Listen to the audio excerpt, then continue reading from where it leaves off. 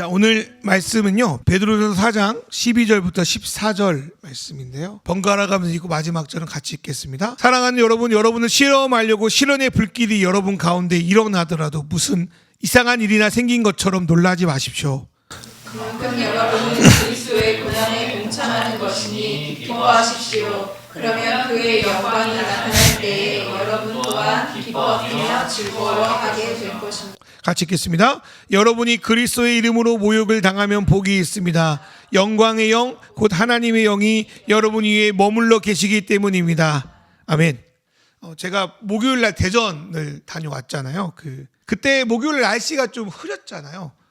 근데 이제 장우산을 제가 챙겨갔습니다. 근데 쓸모없게 돼서 아쉽긴 했는데 장우산을 길게 챙겨갔는데, 야, 보통 저는 잘 잊어버리니까 우산 잘 안 웬만한 우산 잘 안 챙기려고 하거든요.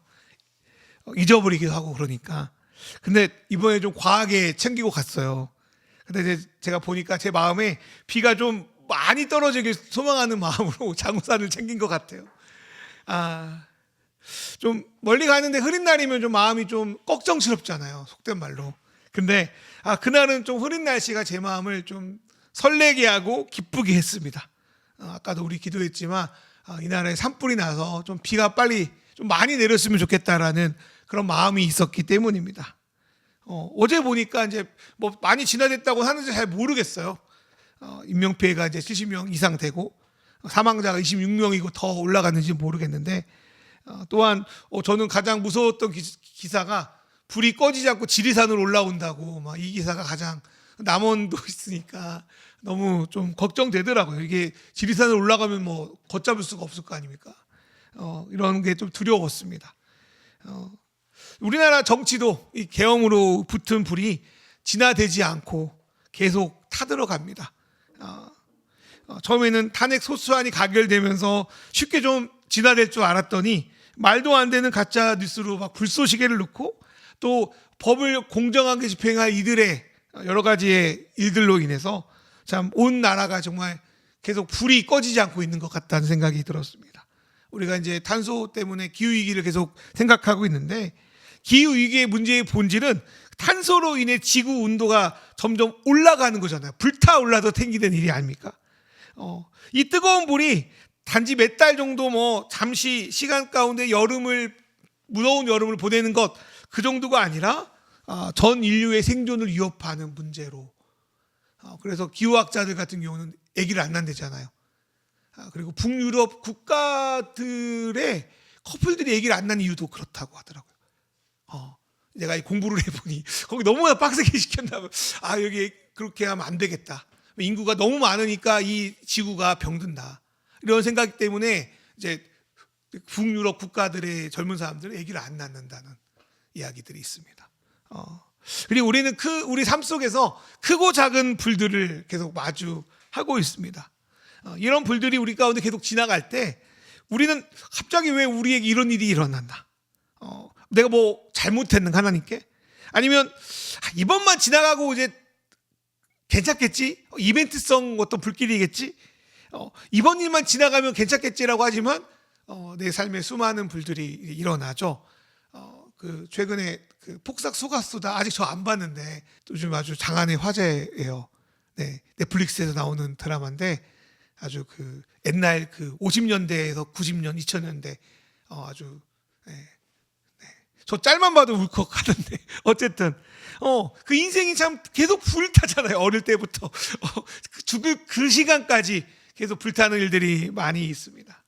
그런데 오늘 말씀에서 베드로가요, 우리 삶에 불타는 이런저런의 시련의 불길, 개역개정에는 불시험이라고 써 있는데, 일어나더라도 무슨 이상한 일이 생긴 거랑 특별한 일이 생긴 것처럼 놀라지 말라고, 이상하게 생각하지 말라고 우리에게 말씀합니다. 이건 뭘 말하는가? 안타깝게도 이런 불들이 우리 삶에서 끊임없이 계속 타 들어갈 거라는 말씀입니다. 그러면 성경에서 오늘 말하는 불을 뭐라고 생각하면 좋을까요? 첫 번째로 이 불은 갑자기 터진 게 아니라 과거의 수많은 어떤 일들이 겹겹이 쌓여 우리에게 나타난 어떤 고난이나 어려움입니다. 그러니까 이어져 있는 거죠. 화산 폭발이 터지면 갑자기 터지는 것 같지만 그게 오랫동안 그 에너지가 농축되다 터지는 거잖아요. 이 불이 갑자기 오늘 우리에게만 터진 게 아니라 겹겹이 계속적으로 쌓아왔구나라는 거죠. 두 번째로 이런 불은 나랑은 별 관계가 없는 것 같지만 인간은 혼자 살 수 없는 존재이기 때문에 다른 사람과의 관계 가운데 환경의 변화 가운데 생겨난 그런 어려움이라고도 볼 수 있습니다. 세 번째로 이 불은 하나님 믿는 사람으로서 예수님을 왕으로 그래도 모시려고 하는 삶을 살다가 다른 가치관과 다른 생각들과 부딪혀서 생기는 고난입니다. 세 번째 이 고난이 오늘 말씀에서 나오는 불실현의 한 50% 이상을 그 의미를 차지하고 있다고 저는 생각이 듭니다. 예수님께서 죄와 사망과 어둠을 이기시고 부활하셨다면서요. 그런데 왜 우리 삶에 이러한 죄와 죽음과 고난은 끊이지 않는가? 승리하셨다면서요. 부활로. 그런데 여전히 불의와 거짓과 악과 어둠이 세상을 계속 지배하는 것 같은가? 이러한 질문은 오늘날 살아가는 우리의 질문이기도 하지만 초대교회 성도들 안에 계속적으로 품고 있던 의문이기도 했습니다. 이 의문에 대해서 베드로 사도는요, 오늘 말씀을 계속 보니까 스가랴서 13장 말씀을 인용합니다. 스가랴서 13장 7절을 보면 이렇게 써 있습니다. 칼아 깨어 일어나서 내 목자를 쳐라. 나와 사이가 가까운 그 사람을 쳐라. 나 만군의 주가 하는 말이다. 목자를 쳐라. 그러면 양떼가 흩어질 것이다. 나 또한 그 어린 것들을 칠 것이다. 베드로 사도는 스가랴 13장 7절 말씀에 나오는 목자를 예수님으로 본 것 같아요. 그런데 이 예수님이 겪는 고난으로, 목자의 고난으로 끝나는 것이 아니라 그 양떼가 흩어지고 고난을 당합니다. 그리고 나서 스가랴서 13장 9절을 말씀을 보니까 이렇게 써여 있는데, 그 3분의 1은 내가 불 속에 집어넣어서 은을 단련하듯이 단련하고 금을 시험하듯 시험하겠다. 그들은 내 이름을 부르고 나는 그들에게 응답할 것이다. 나는 그들을 내 백성이라 부르고 그들은 나 주를 우리 하나님이라 부를 것이다. 이 13장 9절의 말씀을 인용해서 그를 따르는 제자, 예수를 따르는 제자로 표현된 양들은 불의 용광로에 들어간 음과 금처럼 단련되어 나올 것이다. 의도는 원래는 그들을 없애려고 했지만 그 양들이 하나님 앞에서 은과 금으로 재련돼서 나올 것이다. 그리고 그 과정을 통해서 하나님의 백성이 백성답게 단련될 것이다. 이거를 베드로 사도가 인용하면서 우리에게 표현합니다. 이건 그런 겁니다. 제가 이번 이 말씀을 생각했는데, 처음에 그 광산에서 금덩이를 발견했다고 치면 그 금덩이가 우리가 흔히 생각하는 그런 금괴를 발견하는 것은 아닙니다. 우리가 보면 그냥 돌 이런 그 쓰레기 같은 그런 거에 뭐 반짝반짝하게 빛나고 그런 것처럼 느껴질 수 있을 거예요. 그 금은, 탄광에서 발견된 금은 그 재련하고 가공되지 않으면 가치가 없습니다. 어쩌면 우리가 처음 예수를 믿고 구원받았다는 것은 우리가 그런 거 존재인 거예요. 볼 때는 아무것도 아닌 별거 아니지만 전문가이신 그 금강 전문가가 볼 때는 이거 금인 거예요. 그래서 우리는 평범한 거예요. 우리 세 가지 안 외웠는데 아무것도 아닌 것 같은데 하나님 보시기에는 특별한 거예요. 근데 다른 사람이 보기에는 별로 가치가 없어요. 근데 그 금이 재련소로 들어가서 단련되어 나올 때 금과 은이 제대로 나오는 것 같이 하나님의 백성인 우리가 그런 시간을 겪을 때 하나님의 백성, 하나님의 자녀다운 존재로 단련될 것이다라고 말씀하고 있습니다. 그게 바로 베드로 사도가 날마다 시련의 불에 겪고 있는 성도들이 하는 권면의 말씀이었던 겁니다. 그러면 선한 일들을 하다가 겪는 여러 가지 그런 일들에 대해서 우리는 어떻게 대해야 되는가, 어떻게 그거를 맞서야 되는가를 오늘 크게 세 가지로 말씀한다고 생각합니다. 첫 번째로 시련에 호들갑 떨지 말라고 하십니다. 우리 베드로전서 4장 12절 말씀 읽어볼까요? 베드로전서 4장 12절 말씀, 세 번역 시작. 사랑하는 여러분, 여러분을 시험하려고 시련의 불길이 여러분 가운데 일어나더라도 무슨 이런 이상한 일이나 생긴 것처럼 놀라지 마십시오.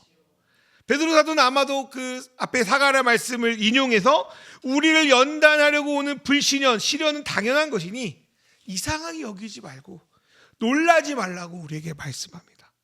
조금 너무 좀 티 같아요. 베드로 사도는 야 놀라지 마. 당연해. 공감을 안 해줘. 좀 성도들이 그랬다는 생각도 들어요. 왜 그랬을까? 주님의 뜻을 따르는데 오는 어려움들은 어쩌면 우리가 하나님이 원하시는 길 위에 서 있고 잘 가고 있음을 나타내기 때문입니다. 잘 가고 있구나.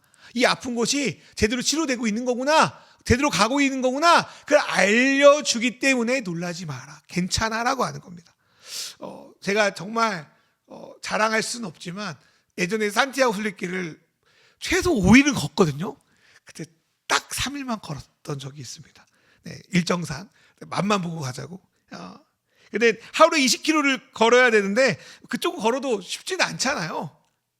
근데 길 잃어버릴 염려는 없었습니다. 왜냐하면 거기는 가는 길마다 산티아고 순례길의 상징인 조개의 문양이 계속 방향을 알려주기 때문입니다. 한번 길 잃은 적이 있었거든요. 근데 금방 돌아오더라고요. 예. 또 순례자들도 많았지만 돌이 없어.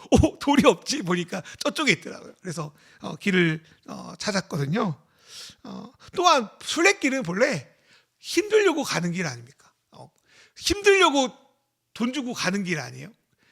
한라산 등반한다고 힘들려고 제주도 가는 거잖아요. 돈 주고 다 이상하죠. 힘을 들려고 가는 여정이잖아요. 그러면은 힘들려고 찾아왔는데 내가 아무것도 거리낄 게 없고 안 힘들어. 그러면 어떻게 생각할까요? 내가 제대로 찾아왔나라고 생각할 수 있을까요? 오히려 길을 잘못 들었다고 생각할 거예요.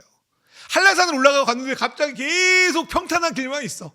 그러면 와 내가 좋은 길을 찾았냐가 아니라 길을 잘못 들었다고 생각할 수밖에 없을 겁니다. 오히려 때로는 어렵고 힘들어야 와 나 제대로 찾아왔구나, 제대로 순례하고 있구나를 알 거라는 거죠. 제가 앞에서 말씀드렸죠. 우리나라는 지금 산불, 계엄불, 기후불, 삶의 불, 뭐 이렇게 여러 가지 4가지 시험 불이 계속 우리 삶을 자극하고 있습니다. 그럴 때 이러한 불길에 대해서 우리는 어떻게 반응해야 되는가? 어떻게 이런 일이 일어날 수 있을까? 저 사람은 어떻게 왜 이렇게 할 수 있을까? 말도 안 돼. 뭐 저도 이런 생각을 안 한 게 아니죠. 매번 합니다. 그런 생각을 안 했으면 좋겠지만 그런 일들이 우리 인류의 역사 속에 계속 벌어진 일이에요. 하지만 그렇다고 해서 이분들이 뭐 내 생각할 바 아니야 라고 무관심한 것도 안 되지만 당연하구나. 악이 준동하는 건 당연하구나. 그 불이 계속 주님 오실 때까지 계속 불나는 건 당연하구나라고 받아들이고 그러면 그 안에서 내가 어떤 선한 일을 할 수 있을까를 발견하면 된다는 겁니다. 그럼에도 불구하고 그 결과에 물론 힘들게 어렵겠지만 너무 일희일비하지 않기를 간절히 바랍니다. 저한테 이야기하고 있는 거예요. 이 깨어진 세상에서 저러한 불들은 당연히 나올 수밖에 없구나. 자칫하다가 나에게 확 쏟아질 수도 있고 아니면 내 옆에 있는 친구에게 확 쏟아질 수 있습니다. 여러분 그 면역 이상이 이런 거라고 하더라고요. 우리 몸에 면역이 생기면 다 알겠지만 백혈구가 나를 이롭게 하는 어떤 그런 물질이나 이런 것들을 스스로 우리 몸을 공격하는 물질이라고 생각한다는 거예요. 그래서 그 이로운 세포들 공격해서 면역병이 걸린다고 하는 거예요. 이 세상이 그렇다는 생각이 들어요. 이 세상이 깨어졌기에 이 면역치기가 잘못됐기에 오히려 선을 행하는 이들, 올바로 살아가는 이들을 공격하는 것은 면역체계가 무너진 이 세상 가운데 당연하구나라는 것을 우리 믿는 그리스도인들은 받아들여야 된다는 거죠.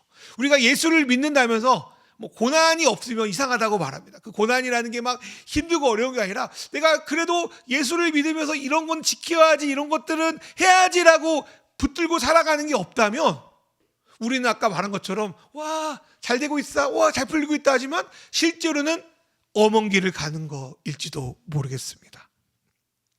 내가 그리스도인이고 그래도 마음적으로 그분을 따르다가 여러 가지 받고 있는 고난, 아니 고난이라는 말이 너무나도 어려우니까 손해, 내적 어려움, 여러 가지 불편한 것이 없다고 한다면 우리는 정말 우리가 제대로 가고 있는지를 고민해야 될 거라고 생각합니다. 그래도 내가 주님 앞에서 주님 때문에 겪는 고난이 있다면, 불편함이 있다면, 그래도 우리가 그분 앞에 가고 있구나 라는 것을 발견할 수 있습니다. 이것이 우리가 하나님 백성으로 가질 수 있는 자존감이자 정체성, 그리고 우리가 시온의 불을 이상하게 여기지 않는 이유가 될 것입니다. 두 번째로 베드로 사도는 그 시련의 불, 그 고난에 참여하는 것으로 기뻐하라고 말합니다. 우리 베드로전서 4장 13절 말씀 우리 세 번역으로 읽어볼까요? 그만큼 시작. 그만큼 여러분은 그리스도의 고난에 동참하는 것이니 기뻐하십시오. 그러면 그의 영광이 나타날 때에 여러분은 또한 기뻐 뛰며 즐거워하게 될 것입니다. 그 고난에 참여하는 중에 기뻐할 수 있다. 참 이것도 좀 어려운 말씀입니다. 제가 오늘 설교를 위해서 책을 보다가 찾은 예화인데요. 옛날 이야기 하고 싶지만 옛날 이야기를 하려고 합니다. 예전에 아주 오래된 이야기죠. 영국의 종교개혁가 월리엄 틴텔이라는 사람이 계셨어요. 그분이 이제 신약을 영어로 번역하다가 많은 고난을 받고, 그 당시에는 이제 그 일반 성도들이 자기의 언어로 성경을 읽는다는 걸 되게 박해했거든요. 그래서 이 사람이 이제 북유럽에 숨어 들어갔어요. 근데 이 사람은 계속 번역 작업을 하고 싶고, 이 번역을 계속 1판, 2판, 3판 업그레이드 하고 싶은데 돈이 별로 없는 거예요.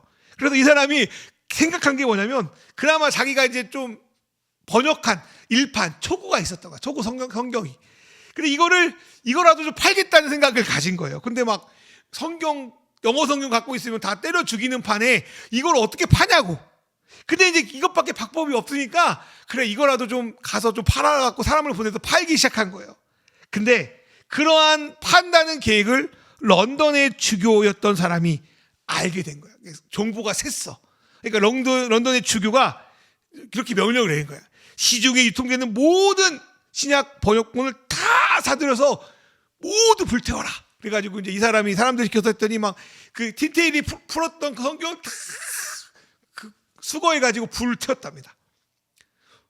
얼마나 절망적이고 슬픈 일입니까?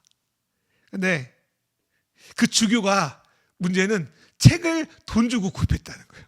그 돈을 주고 구입한 돈이 어디로 갔냐고요. 그 돈이 다시 월리엄 틴테일에게 돌아갑니다.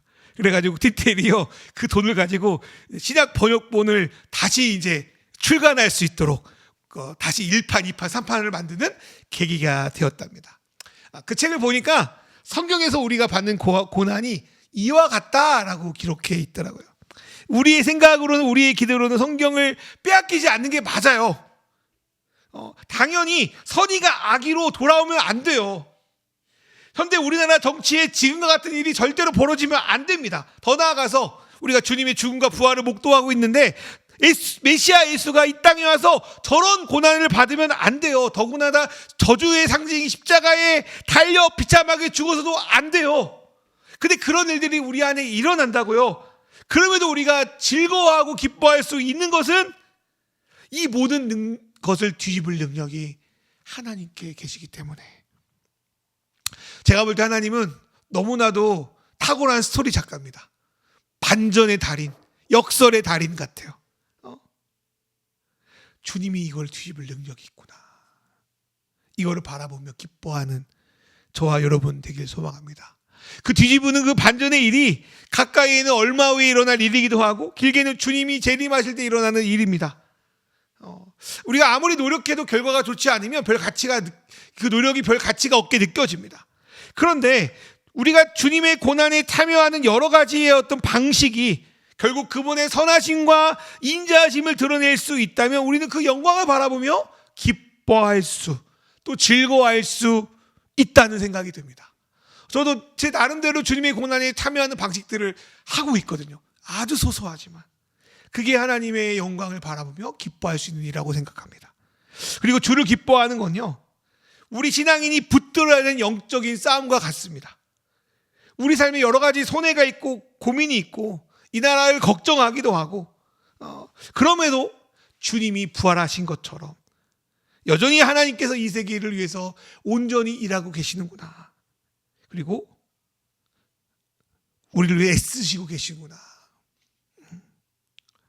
그를 신뢰하면서 오늘도 악에게 지지 않고 기뻐하기를 선택하는 그런 영적 싸움을 하는 저와 여러분 됐으면 좋겠습니다.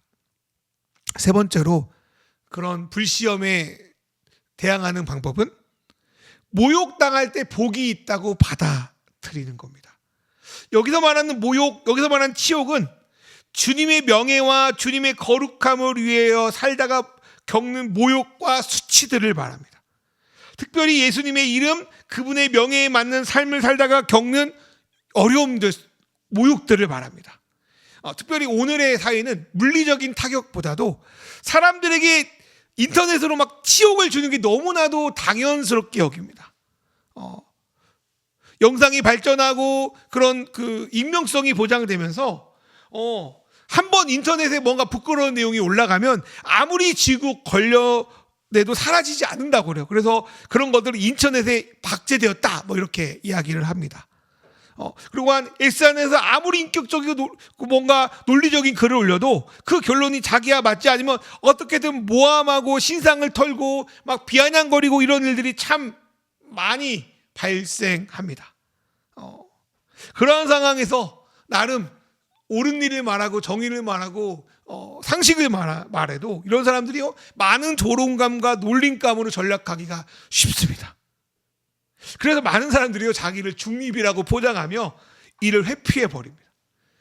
어떤 말을도 하지 않아요. 어떤 사람들은 하나님의 뜻을 구하기보다 자기의 이익과 성향을 가지고 뭔가를 결정하고 사람들을 선동하기도 하죠.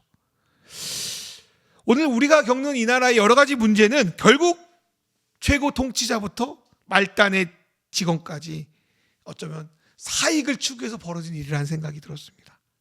그리고 그러한 일은 크고 작은 카르텔을 형성하고 나라가 어떻게 되든 말든 자기의 이익을 위해서 수단과 방법을 가리지 않고 누군가에게 계속 모욕과 치욕을 주고 혐오를 조장하고 서로를 미워합니다. 그럴 때 나라가 망가지죠.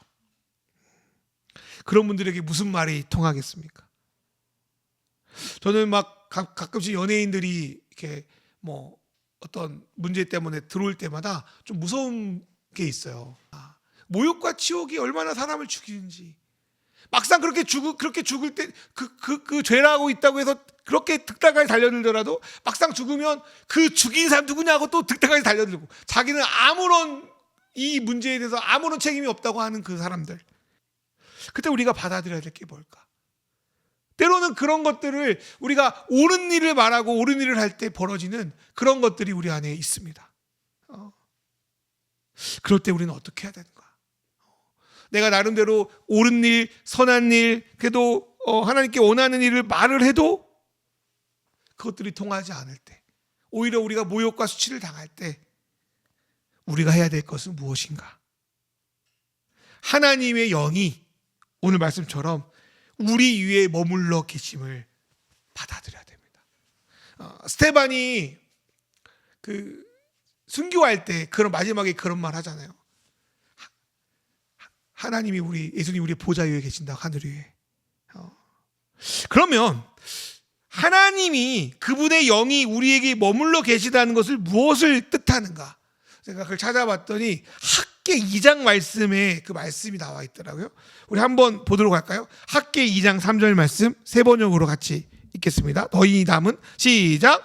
너희 남은 사람들 가운데 그 옛날 찬란하던 그 성전을 본 사람이 있느냐? 이제 이 성전이 너희에게 어떻게 보이느냐? 이것이 너희 눈에 하찮게 보일 것이다.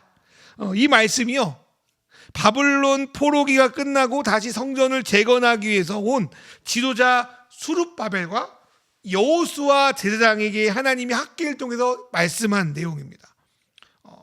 너희 중에 예전에 찬란했던 성전을 본 사람이 없다. 왜냐하면 이 사람들은, 돌아온 사람들은 한 세대가 끝나고 70년 이후에 돌아왔기 때문에 자기 엄마 아빠 할아버지로부터 솔로몬 성전이 얼마나 찬란했는지 아냐라고 들었지만 아무도 그 성전이 찬란했던 걸 기억하는 사람이 없는 거예요. 그게. 근데 지금 수룹바벨이 지은 성전, 제2성전은요 포로기에 끌려왔던 사람들이 지었기 때문에 너무 보잘것없는 거야. 너무 보잘것. 없는 거예요.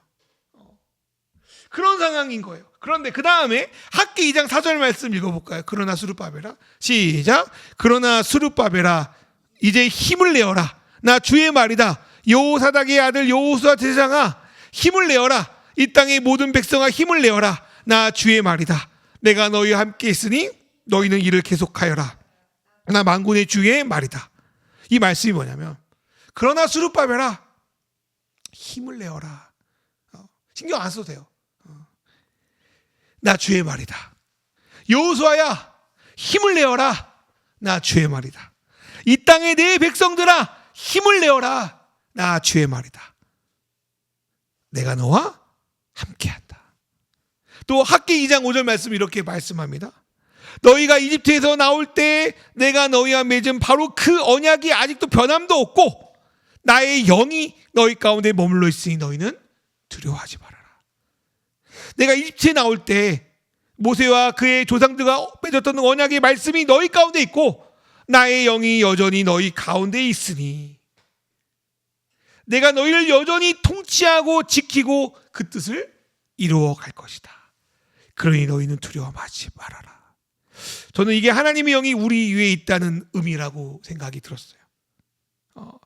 우리 사랑하는 우리 성도 여러분, 저를 포함해서 저도 맛있는 성도니까 오늘 스룹바벨과 여호수아와 그리고 소아시아 교회 성도들에게 하신 말씀이 저와 여러분의 말씀이고 든든한 백이 되었으면 좋겠습니다. 세상은요, 수가 많은 쪽, 목소리가 큰 쪽에 막 반응하고 띄웁니다. 근데 우리 하나님의 영은 자신의 말씀 위에 서 있는 자들을 위해서 그 위에 머물러 계십니다. 오늘 우리의 영으로 계신 하나님을 생각하며 주님 앞에, 이 세상 앞에 두려움 없이 당당하게 나아가는 저와 여러분 됐으면 좋겠습니다.